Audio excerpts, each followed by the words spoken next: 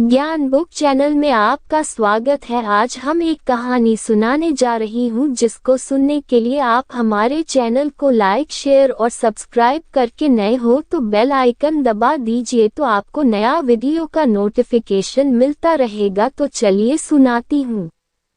एक बार की बात है, एक छोटे से गांव में अनाया नाम की एक महिला रहती थी।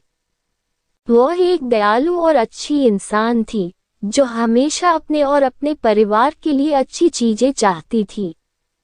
अनाया के पास एक प्यारा पति और एक खूबसूरत बेटी थी, लेकिन उसकी सास शांता उसके प्रति बहुत अच्छी नहीं थी। शांता अक्सर घटिया बातें कहती थी और अनाया को दुखी करती थी। एक दिन जब अनाया बाजार में घूम रही थी तो उसे एक विशेष दुकान मिली। दुकानदार एक बूढ़ा और बुद्धिमान व्यक्ति था। अनाया ने उससे कहा कि वह खुश रहना चाहती है और चाहती है कि उसके साथ अच्छी चीजें हों, भले ही उसकी सास निर्दयी थी। दुकानदार मुस्कुराया और उसे एक अनोखी साड़ी दिखाई। उन्होंने कहा कि यह जादुई साड़ी है और यह उसके जीवन में सौभाग्य और खुशियां लाएगा। अनाया ने जादुई साड़ी खरीदने का फैसला किया और तुरंत उसे पहन लिया।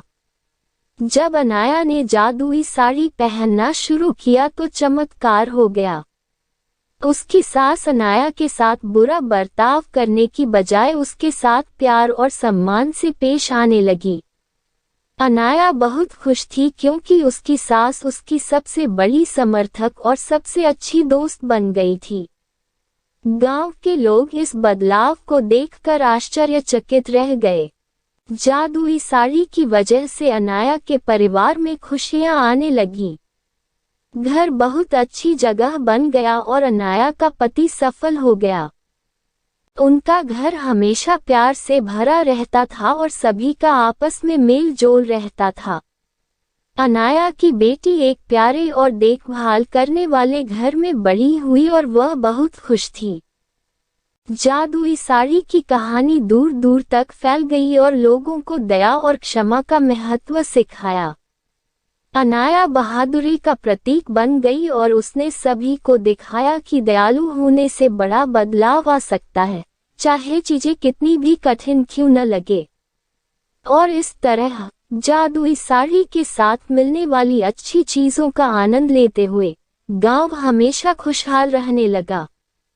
साड़ी ने न केवल अनाया की जिंदगी बदली, बल्कि एक महत्वपूर्ण सबक भी सिखाया कि प्यार और क्षमा मुश्किल समय में भी खुशी और चमत्कार ला सकती है। इस कहानी से हमें यह सीख मिलती है कि दूसरों के प्रति दयालु होने से हम उनके और हमारे जीवन में भी खुशियां ला सकते हैं। दोस्तों, अगर यह कहानी पसंद आई हो तो आप हमारे चैनल को लाइक और एक सब्सक्राइब कर दीजिए। प्लीज कर दीजिए। दिल से आपका धन्यवाद करती हूँ।